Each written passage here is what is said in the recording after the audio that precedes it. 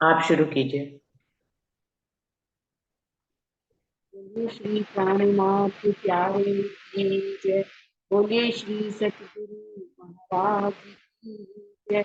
समस्त सुंदर साथ जयकारा प्राणनाथ का लगाओ के सोई सोई आत्मा जगाओ।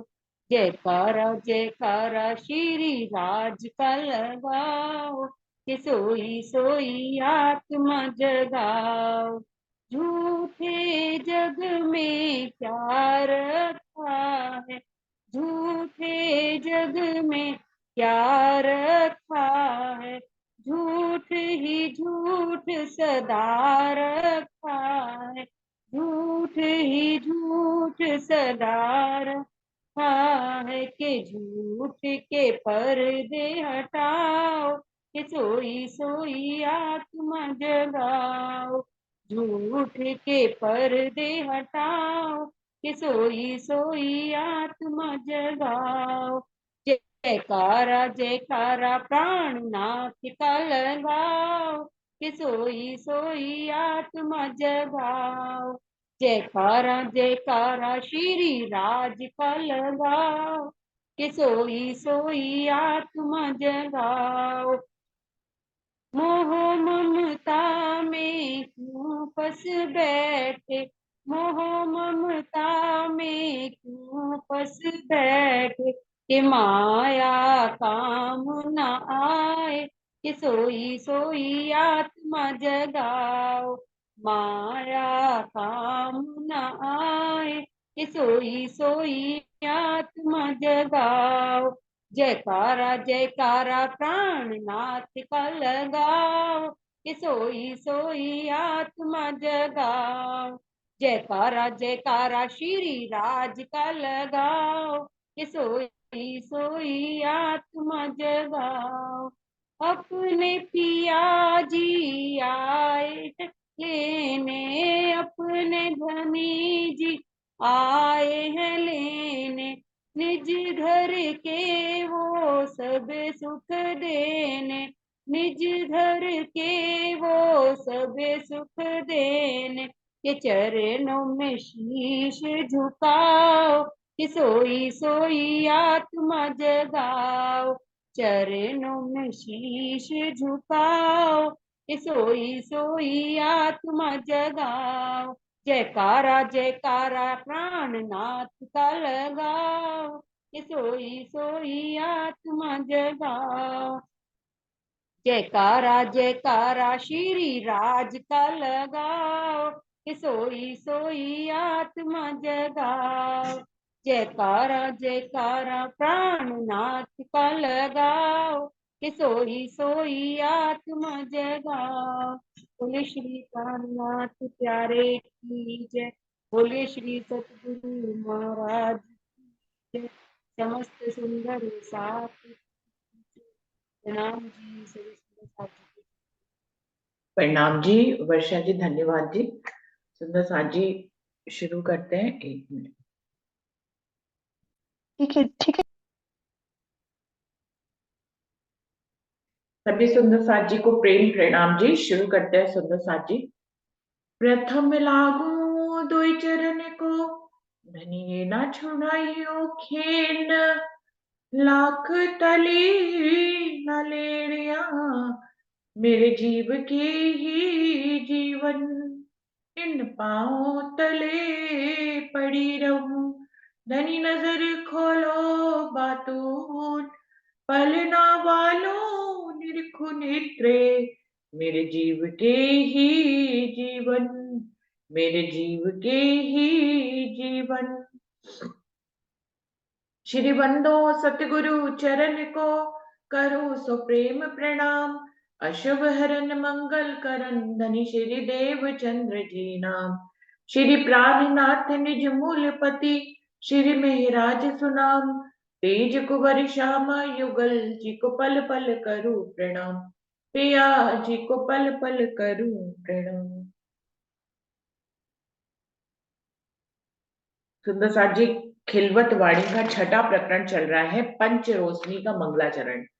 पंच रोशनी जो है धनी की 5 शक्तियों को कहा गया है, जिसमें सत्य चित्त आनंद अक्षर ब्रह्म, राजी स्वयं आवेश स्वरूप से, आनंद अंग श्री श्यामा महारानी, जबराइल जोश का फरिश्ता और असराफील बुद्धि का जागृत बुद्धि का फरिश्ता। इन 5 शक्तियों की बात की जा रही है कि धनी के और मंगल चरण यानी कि धनी के ही चरण जो है वो मंगल चरण मंगल करने वाले हैं।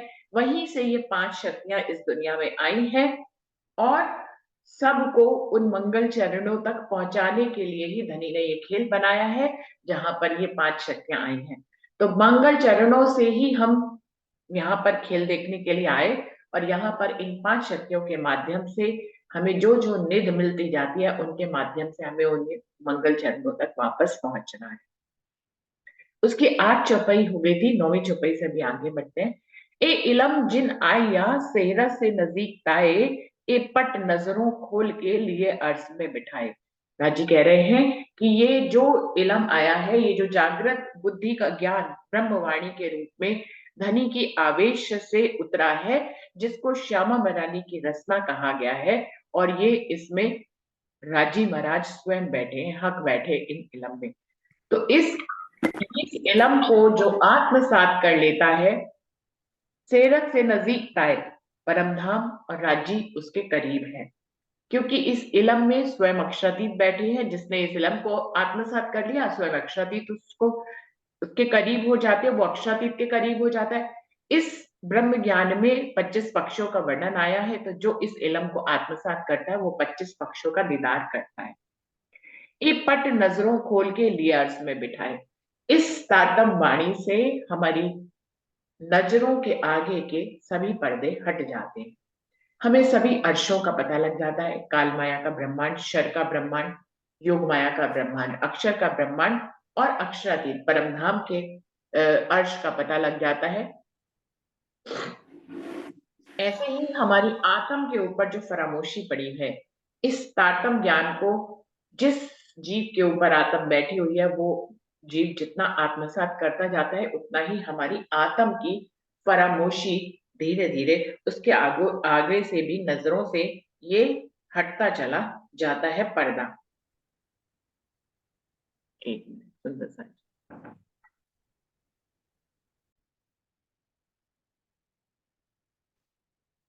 ए नेक हकीकत कहत हूँ, हे बात बिना हिसाब, सो जाने जो लेवे कुंजी, खोले मायने मगज किताब। वो कह रहे हैं इस ब्रह्मवाणी की हकीकत को मैंने तो आपको जरा सा बताया है, इस ब्रह्मवाणी का कितना कितना कितनी साहिबी है। ब्रह्मवाणी को खोलकर उसको आत्मसात करना धनी के चरणों से जुड़ने जैसा है। ब्रह्मवाणी को रोज खोलकर उसको आत्मसात करना धनी के करीब होने जैसा है।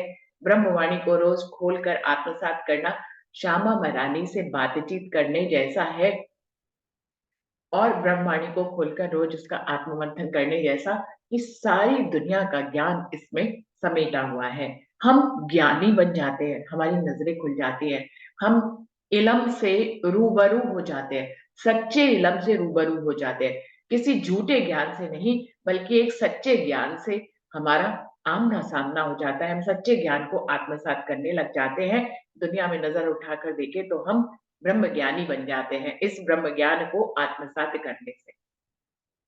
तो वो कह रही है नेक हकीकत कह, तो मैंने तो आपको ये इसके साहिबी के बारे में थोड़ा सा बताया है बात बिना हिसाब। मैं इसको जितना भी कहूं उतना ही कम है।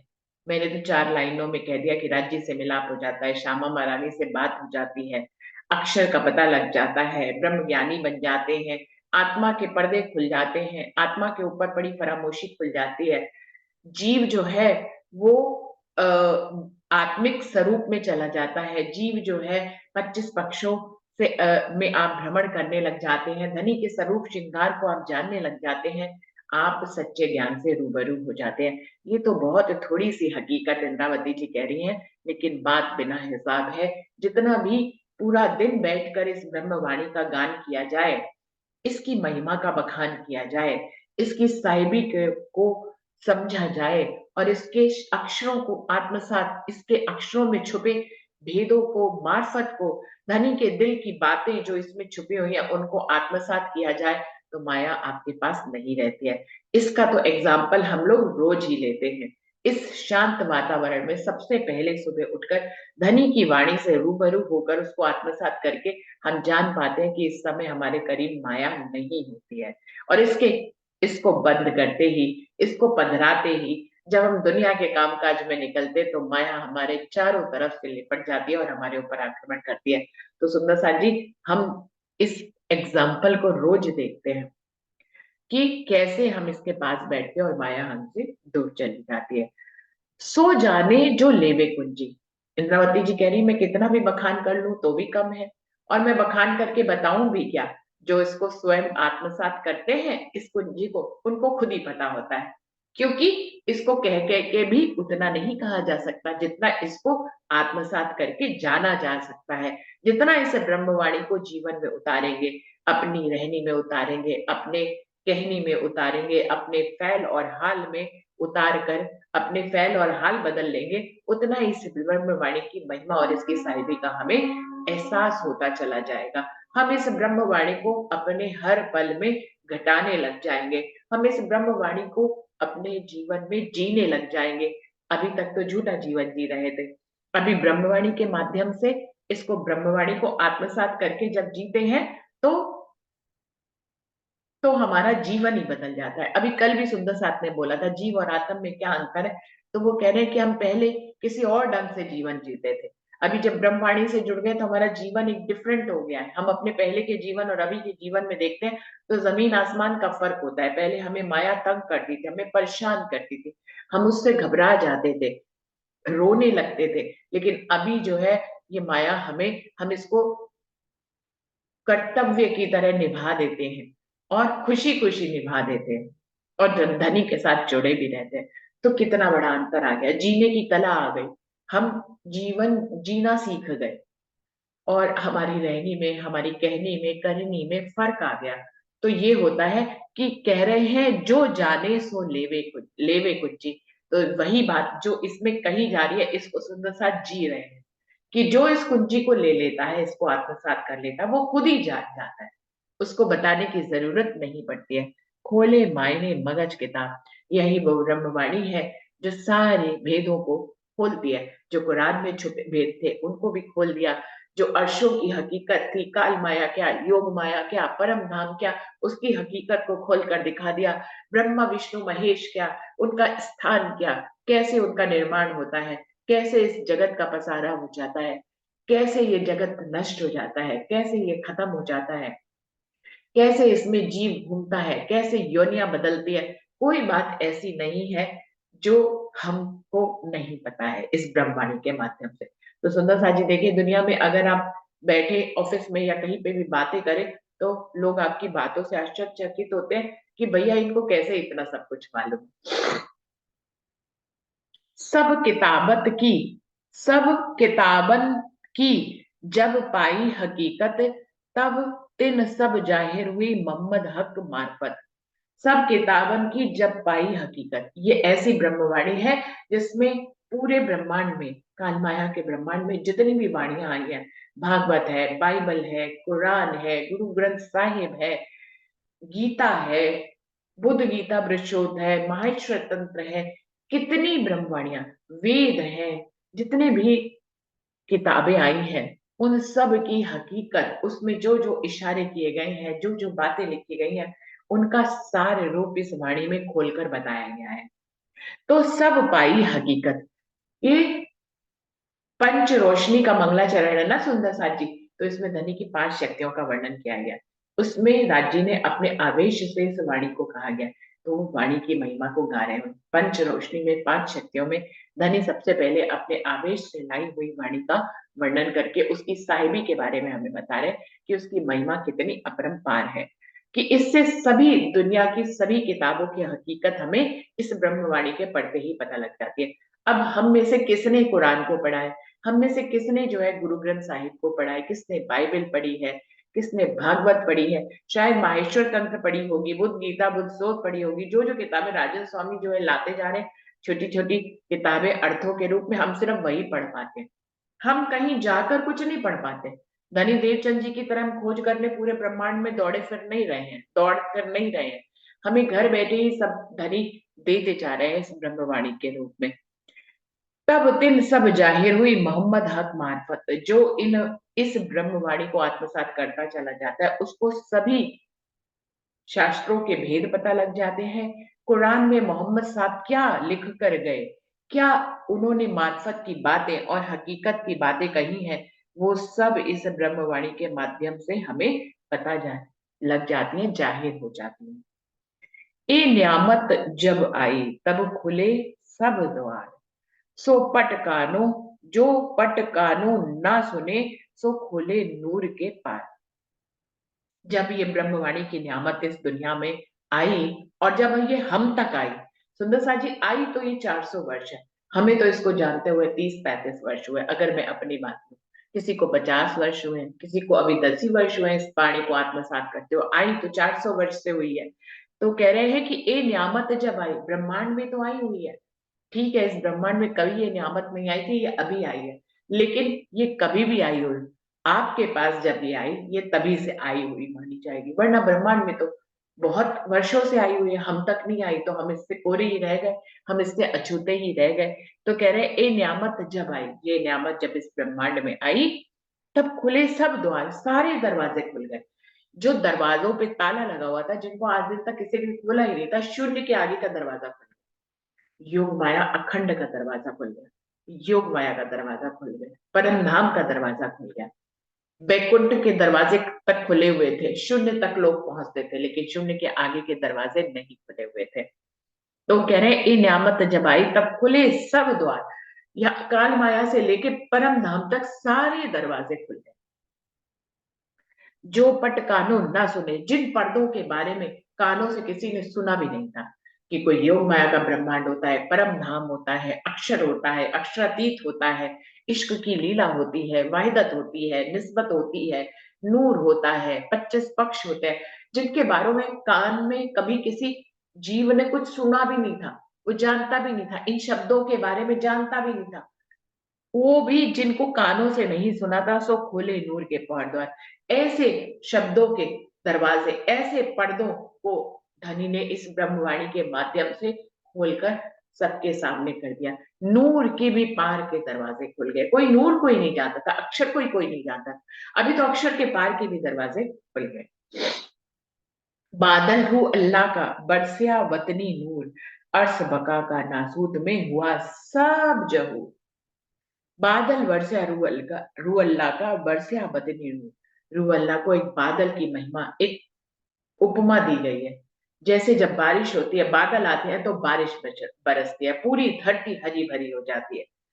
पानी के गिरने से फसलें हरी भरी हो जाती है, पेड़ पौधे लहराने लग जाते हैं, वृक्ष झूमने लग जाते हैं।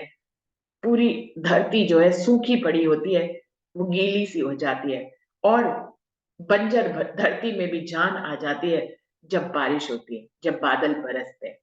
तो श्यामा महारानी को जो है वैसे ही बादल कहा गया, जिन्होंने इस ब्रह्म का वाणी को इस दुनिया में लाकर पूरी धरती को हरा भरा कर दिया, जो बंजर थी, यानी कि जो कोई भी शून्य से पार नहीं जा सकता था। आज इस ब्रह्म वाणी को जो आत्मसात कर ले, वो सीधा परम धाम पहुंचता है। तो सुंदर सा जी, श्यामा महारानी रूपी बादल ने इस ब्रह्म वाणी रूपी वर्षा को वर्षा कर दी इस दुनिया में आकर। बादल रू अल्लाह का वर्षया वतनी नूर, वतनी नूर, परम धाम का नूर लेकर श्यामा महारानी रूपी बादल इस दुनिया में बारिश करने आ गए। परम धाम के नूर की उन्होंने बारिश कर दी इस दुनिया में, और हम उस बारिश में नहा रहे हैं। तो हम परम धाम के नूर में नहा रहे हैं। इस ब्रह्मवाणी को हम जितना ही आत्मसात कर रहे हैं, हम परम धाम के नूर को आत्मसात कर रहे हैं, हम परम धाम के नूर में नहा रहे हैं, हम नूरी हो रहे हैं धीरे धीरे। जैसे जैसे हमारी कहनी, करनी, रहनी बदल रही है, हमारा फैल हाल बदल रहा है, उतने ही हम संसारिक से नूरी होते चले जा रहे हैं। हम जितना ही इस वाणी को आत्मसात कर रहे हैं, हम 5 तत्व के बने हुए जो हमारा तन है, वो धीरे धीरे नूरी होता चला जा रहा है। जितना हम मिटने वाले स्वरूप में थे, उतना हम अखंड की तरफ होते चले जा रहे हैं।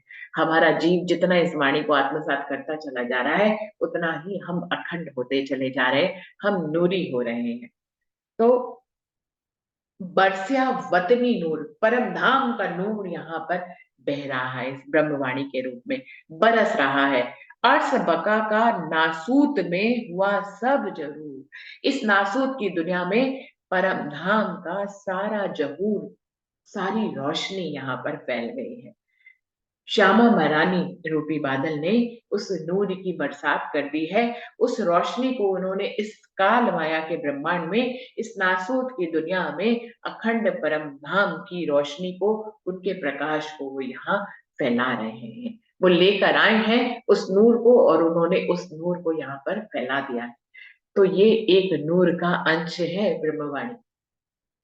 जितना हम नूर जानते हैं, हम कई बार तो ये भी टॉपिक आता है कि नूर किसको कहते हैं। शायद पता नहीं इस पे वीडियो बनी है या नहीं बनी है, मुझे मालूम नहीं, लेकिन ये टॉपिक अक्सर साथ कहते हैं कि नूर क्या है। नूर कई बार समझा जाता है कि रोशनी को नूर कहा जाता है, लेकिन परम धाम के नूर को रोशनी नहीं कह सकते। काल माया के ब्रह्मांड में शब्द नहीं मिलते, इसलिए नूर को रोशनी कह देते हैं। सुंदर साथ जी, ये ब्रह्मवाणी नूर है। जितना इसको आत्मसात कर रहे हैं, हम देखें हमारे अंदर नूर उतर रहा है। इसी को ही नूर कहते हैं। नूर को शब्दों में नहीं बांधा जा सकता। नूर को कैसे समझाएंगे कि नूर क्या होता है।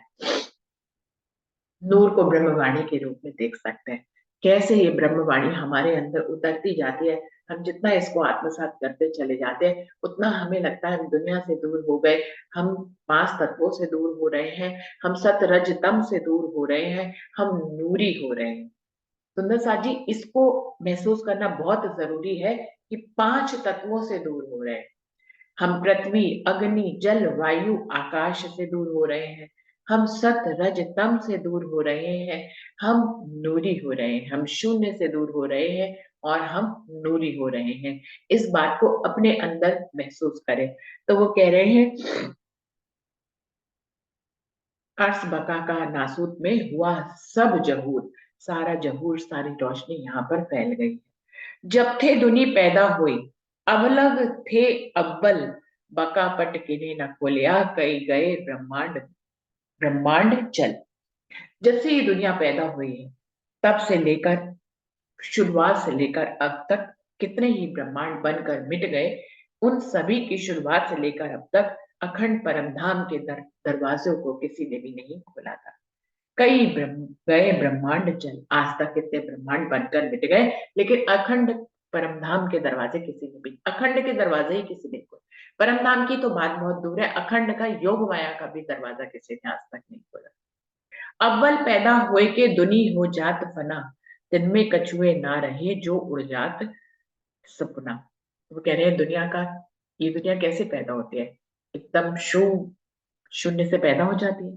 अव्वल पैदा होए के दुनी हो जात फना, वही शून्य से पैदा होती है, अहंकार से पैदा होती है और फिर अहंकार शून्य में ही समा जाती है।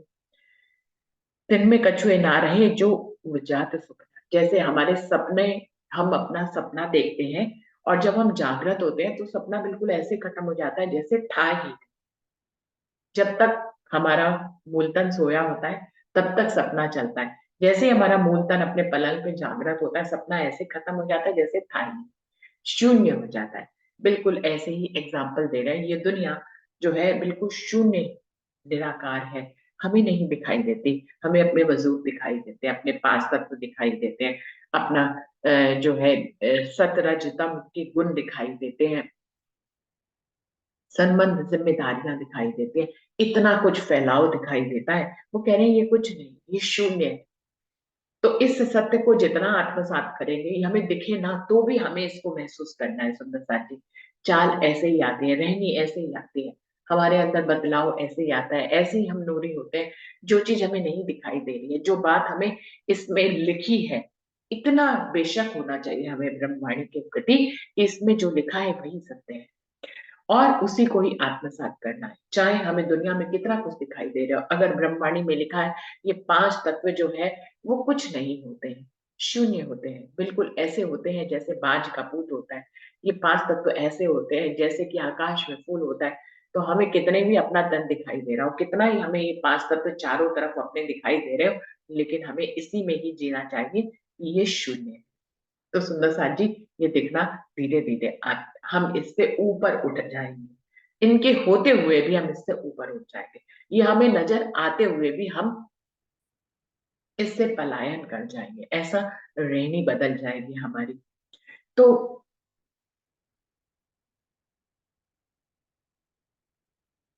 अव्वल पैदा होए के दुनी हो जात फना, दिन में कछुए ना रहे जो उड़ जात सुपना। ऐसे खेल कई हुए सो फना ही हो जात, एक जरा बाकी ना रहे कोई करे ना बका की बात। वो कह रहे हैं ऐसे कई खेल बने और फना हो गए, लेकिन इसमें कोई भी अखंड की बात करता ही नहीं, क्योंकि उनको अखंड के बारे में पता ही नहीं। दौड़े कई पैगंबर कई तीर्थंकर अवतार, अव्वल से आखिर लग किन खोलिया न बका का द्वार। वो कह रहे हैं इस दुनिया में, इस खेल में कई कई योगी तपस्वी तीर्थंकर पैगंबर अवतार भी हुए, विष्णु के तो इतने अवतार हुए, लेकिन फिर भी अखंड परम धाम की बात किसी ने नहीं करी। वो दुनिया कैसे जीनी है इसके बारे में ज्ञान देते रहे, कैसे हमें समझना है, यहाँ कैसे जीना है, कैसे उठना है, उनकी रहनी हमसे भी स्ट्रांग हो गई, लेकिन वो अखंड तक नहीं पहुंच पाए। हमारी रहनी उससे इतनी अच्छी नहीं है, लेकिन हम अखंड को जानते हैं, हम अखंड तक पहुंचे हुए हैं सुंदर साथ जी। दुनिया वाले और हम में मोमिन दुनिया का बेवड़ा सिंगार में चल रहा है, तो क्या है दुनिया, हमारी रहनी एक अवतार, एक तीर्थंकर, एक पैगंबर की हमसे श्रेष्ठ हो सकती है, जबकि होनी हमारी श्रेष्ठ चाहिए, क्योंकि हम वाणी को आत्मसात करते हैं। उनकी रहनी हमसे श्रेष्ठ हो सकती है, लेकिन आप देखिए उनका लक्ष्य जो है हमसे श्रेष्ठ नहीं। हमारा लक्ष्य सीधा परम धाम है, उनके पास लक्ष्य ही नहीं, उनका लक्ष्य सिर्फ महाविष्णु है, शून्य है, ब्रह्मा विष्णु महेश है, 33 कोटि के देवी देवता, यही उनका लक्ष्य है। और इस जीवन को कैसे उत्तम ढंग से जिए, बस ये उनका लक्ष्य है। तो लक्ष्य में हम उनसे बहुत बहुत आगे हैं, लेकिन रहने में वो हमसे आगे हैं। लेकिन ये कोई बड़ी बात नहीं है, हम भी रहनी वैसी कर सकते हैं, यदि हम इस वाणी को बहुत बहुत आत्मसात करें और हमेशा स्वयं को परमधाम में माने, इस झूठे खेल में ना माने, अपने इस तन को दृष्टा बनकर देखें, इसके कर्तव्यों को निभाएं, लेकिन दृष्टा बनकर, कर्ता बनकर निभाएं, लेकिन दृष्टा बने रहें, आत्मिक स्वरूप से दृष्टा बने रहें, अपने आत्मिक स्वरूप को जगाए रखें, उसकी चेतनता को बनाए रखें, पल पल में अपने आत्मिक स्वरूप को याद करें, पल पल में अपनी परात्म को चेतन करते रहें। परात्म चेतन तो एक ही बार होगी, जब हम परमधाम में सब में एक साथ जाएंगे, जागृत होंगी। लेकिन जो हमारी नजर के रूप में आत्मा आई है, जो हुक्म का स्वरूप है, जिसने आत्मा का लिया है, इसको हम हिलाते डुलाते रहे, इसकी चेतनता को बनाए रहे। सुंदर साथ जी, हम किसी काम में संलग्न हो जाते हैं तो हम जो है आत्मा को ही नहीं भूल जाते, हम इस यहाँ वाले पांच तत्व के शरीर को भी भूल जाते हैं। अगर हम दिल से दिल लगाकर किसी भी काम को करते हैं संलग्नता से, तो हम देखते हैं कि हमें अपने शरीर की सुध बुध नहीं रहती। तो क्या होता है, हम उस काम में कर्ता बनकर इतनी गहराई से उतर जाते हैं कि हमें अपने पांच तत्व के शरीर की भी सुध नहीं रहती। अपने आत्मिक स्वरूप को जो दृष्टा बनकर देख रहा है, उसकी क्या ही सुध रहेगी, इसकी भी सुध नहीं रहती। तो हमें क्या करना है, हम दुनिया में सारे काम करें, कर्ता भी बन जाए, दिल से भी करें, गहनता से भी करें, तभी वो अच्छे होंगे हमसे। लेकिन अपने पांच तत्व के शरीर को जानते रहें, देखते रहें, और अपने इस तन पर पड़ी हुई नजर को, जो आत्म की नजर है, उसको भी देखते रहें, अपने आत्मिक स्वरूप को जगाते रहें। जो मैं कहती हूँ, बीके शिवानी जी कहती हैं, जिनको मैंने कभी कभी सुंदर साथ के बीच में भी बोला है, वो कहती है कि हर 1 घंटे में अपने फोन में अलार्म लगा लीजिए, क्योंकि आप, इतनी व्यवस्था है, फोन के इतने सारे कॉल्स हैं, उसमें इतने सारे मैसेजेस हैं, हम, आप देख लीजिए, फोन उठा लीजिए, ऐसे ऐसे करना शुरू करिए, ऐसे ऐसे करना शुरू करिए, कब आधा घंटा बीत जाता है हमें सुध नहीं रहती। पांच तत्व का शरीर तक भूल जाते हैं, आत्मिक शरीर दो अपने, हमारे तो तीन तीन तन है, परात्म का तन, आत्म का तन, का पांच तत्व का तन। तो हमें तो सब तनों की चेतनता को बनाए रखना है प्रसाद जी। तो इसके लिए वो कहते हैं हर 1 घंटे में अपने फोन, फोन है ना, उसका सदुपयोग करें, दुरुपयोग मत करें। फोन में अपने 1 घंटे में अलार्म लगाएं, जैसे ही अलार्म बजे, क्योंकि आज कोई भी चीज करीब रहे ना रहे, फोन हमेशा करीब ही रहता है हमारे। ये एक खास बात हो गई है इस ब्रह्मांड में। तो फोन करीब रहता है, हमारी चीजें अस्त व्यस्त हो जाए, कोई चीज हमसे दूर रह जाए, इवन खाना तक हमारा कहीं और पड़ा हो, लेकिन फोन हमारे करीब रहता है। फोन हमारे हाथ की, ऐसे लगता है लकीरों में बस गया है, हाथ में ही बना रहता है। तो फोन में अलार्म लगाएं जो हमारे सबसे करीब है। जैसे ही अलार्म बजे 5 मिनट का ब्रेक ले लीजिए, कितना भी इंपॉर्टेंट काम कर रहे हो आप रुक जाएं, आंख बंद करें और खुद को अपने आत्म स्वरूप से देखें, अपने परात्म स्वरूप से देखें, अपने राज्य के स्वरूप को। चाहे 5 ही मिनट लगे, 5 ही मिनट में सबको दोहरा लें, फिर से याद कर लें, वाणी के शब्दों को आत्मसात कर लें, कैसे भी कर लें। तो वो ब्रेक जो है, जब आपके जीवन में ये बार बार आप करेंगे, दिन में 10 घंटों में 10 बार करेंगे, तो आप अपने जो है आत्मिक स्वरूप से ज्यादा जुड़ पाएंगे। और मैंने ये करके देखा, ये कारगर है सुंदर जी। ऑफिस में आप देखिए, खाना बनाते 1-2 घंटे कहाँ बीत जाते पता ही नहीं लगता है। अभी आपने 1 घंटे का अलार्म लगा लिया, अलार्म बना, खाना बन रहा है, फुल्का बन रहा है, सब्जी बन रही है, गैस बंद कर दीजिए, रोटी रोक दीजिए, एक पल का ब्रेक लीजिए, 5 मिनट का ब्रेक लीजिए। जो भी काम कर रहे हैं उससे रुक के तुरंत आंख बंद करिए, खुद को महसूस करिए, अपने आत्मिक स्वरूप को महसूस करिए। देखिए कितना आनंद आएगा आपको। ये करके देखिए सुंदर साथ जी। बीके शिवानी का ये फार्मूला है, लेकिन ये मैंने करके देखा, बहुत बहुत कारगर होता है। जब भी, फिर वो, फिर उन्होंने आगे भी अवस्था बताई, उसके आगे की अवस्था को मैंने खुद भी महसूस किया। पहले तो ये 1-1 घंटे में अलार्म बजा के हम 5-5 मिनट का ऐसे खुद को रोक कर आत्मसात होते थे। फिर उसके बाद ये आधे आधे घंटे में होने लग गया। फिर जो है ये 15-15 मिनट में भी होने लग जाता है। फिर अलार्म की भी जरूरत नहीं पड़ती। वैसे ही जब भी 15 मिनट में वक्त मिलता है, तुरंत आंख बंद करके अपने आत्मिक स्वरूप को देखने की कोशिश करते हैं।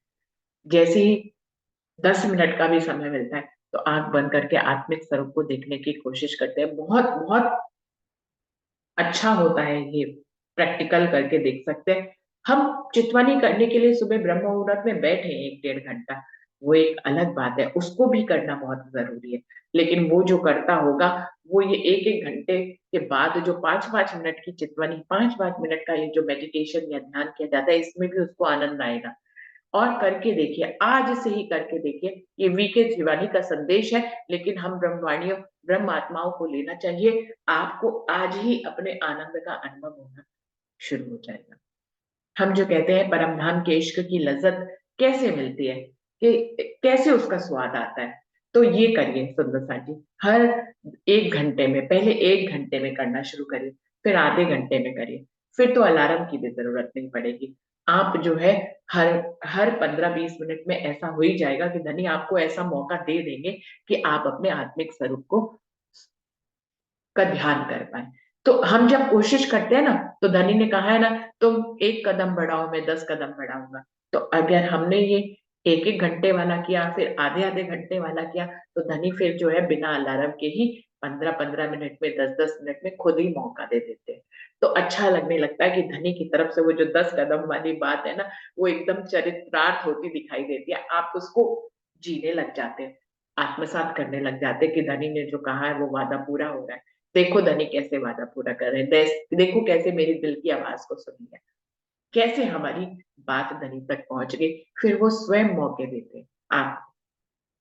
आप कितने भी व्यस्त हो, ठीक 15-20 मिनट बाद आपको याद आ जाएगा कि आपको अपने आत्मिक स्वरूप में आना है, आपको दृष्टा बन जाना है। 5 मिनट के लिए ही दृष्टा भाव को उभार लीजिए, आपका आत्मिक स्वरूप उभर आएगा और इसमें ही आपको गहन आनंद आ जाएगा। सोचिए, आत्मिक स्वरूप को याद करने में ही इतना आनंद है, तो धनी के स्वरूप और श्रृंगार को याद करने में कितना आनंद है, 25 पक्षों में रमण करने में कितना आनंद है। सुंदर साथ जी, वो सब आनंद के स्वरूप है, क्योंकि हमारा ये 5 तत्व का शरीर दुख रूपी जो है, दुख रूपी दिन रात ही हमसे छूट जाता है उस समय। सतरज तम से ऊपर हो जाते।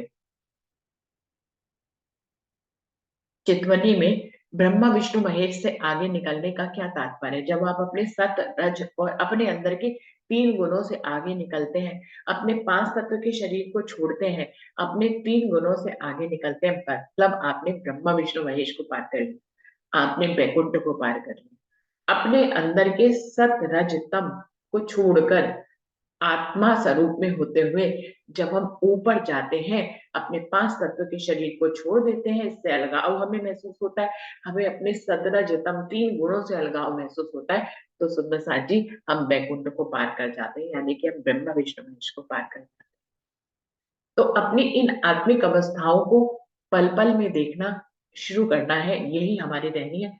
जबकि बीके शिवानी ये संदेश दे रही है, सोचे तो हमें तो इस को पे चलना ही होगा। दुनिया वाले उनकी बात समझ पाते हो या ना समझ पाते हो या समझते भी हो तो उनको भी आनंद मिलता होगा, अपने स्तर का आनंद मिलता होगा, उनको जो है बैकुंठ का आनंद मिलता हो, उनको बैकुंठ की लज्जत मिलती हो, उनको जो है शून्य में जाने की 5 तत्व छोड़ तो उसमें भी छूट जाते हैं, शून्य में जब कोई पहुँचता है तो 5 तत्व उसमें भी छूट जाते हैं, तो उनको वहाँ की लज्जत मिलती होगी, हमें तो परम धाम की मिलती है। ये बिल्कुल सही बात है, आत्मिक स्वरूप को जगा लेते हैं, दृष्टा भाव हो जाता है, आत्मिक स्वरूप में आ जाते हैं तो बड़ा आनंद आता है। इसको आज से ही सुंदर साथ करें और ये संदेश जो मैंने देने की कोशिश करी है इसको तो बिल्कुल ही करें। आपको खुद कल आके बताएँगे कि आज कितने सुंदर साथ ने किया और उनको कैसा-कैसा अनुभव मिला। तो कल ये भी टॉपिक रख सकते हैं कि कैसे हमने आज इसको अनुभव किया और हमें क्या महसूस हुआ। दौड़े कई पैगंबर, कई तीर्थंकर अवतार, अव्वल से आखिर लग किन खोलिया न बका द्वार। कितने ही तीर्थंकर अवतार पैगंबर हो गए लेकिन किसी ने भी अखंड परम धाम के दरवाजों को नहीं खोला क्योंकि उसका ज्ञान ही नहीं था, उन्हें पता ही नहीं था परमात्मा जो है वो महाविष्णु और आदि नारायण को ही